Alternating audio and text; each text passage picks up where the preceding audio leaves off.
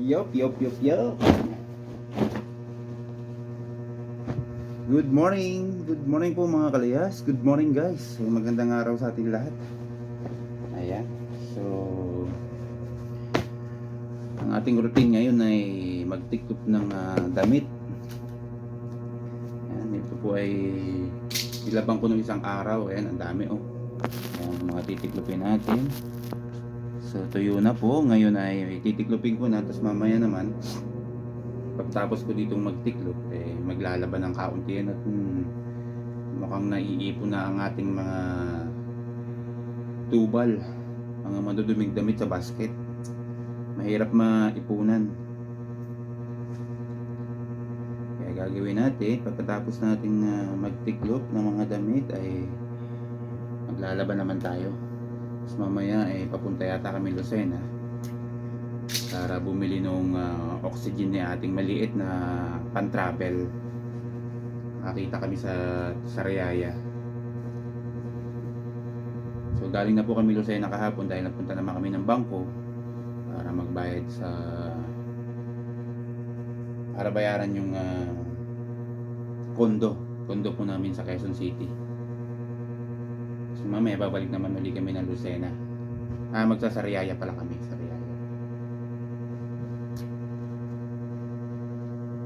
So, yun, sana makatinda tayo mamayang pahapon, no? Kahapon, ilan lang yung nagtinda sa aming sa bypass. Ilan lang yung nagtinda kasi maulan kahapon. Parang dalawa lang yata o tatlo yung nagtinda.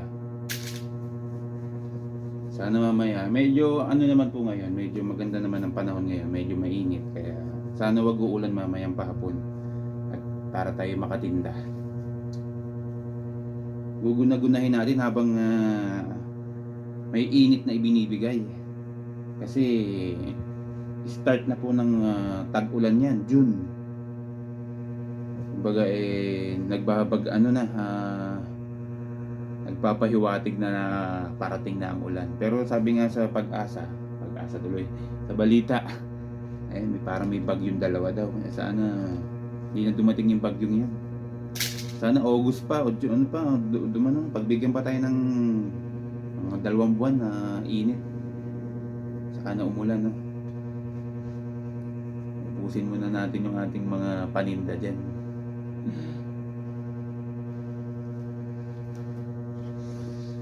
Ayan ang ating routine ngayong umaga, magtitiklop ng damit.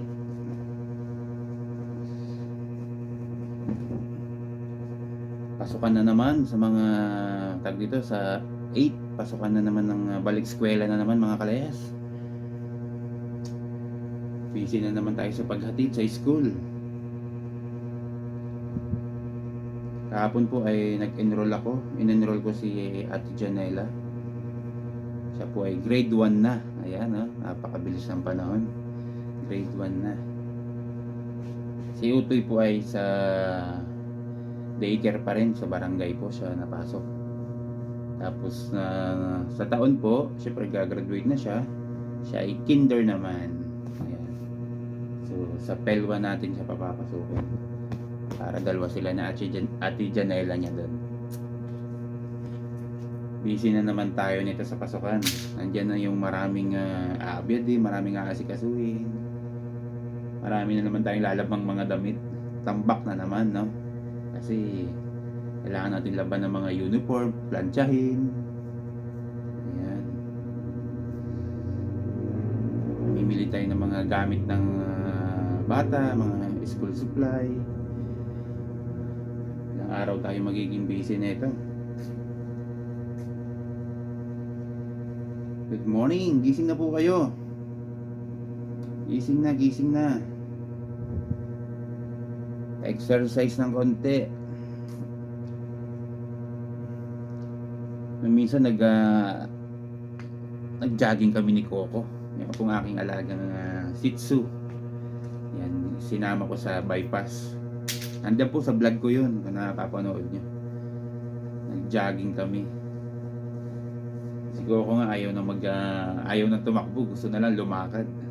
Napagod, wala pa naman akong dalang tubig.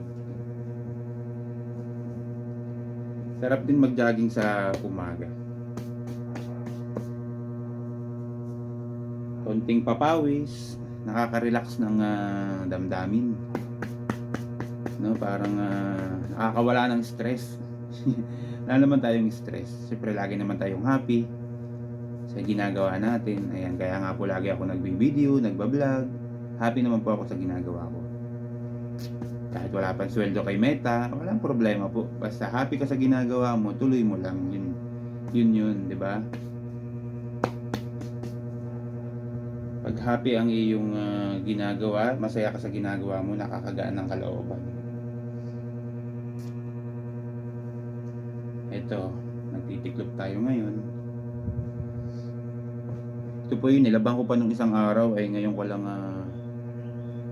lang nilikom dun sa sampayan, sa garahe. Mabango naman. Labango-bango. Ayan.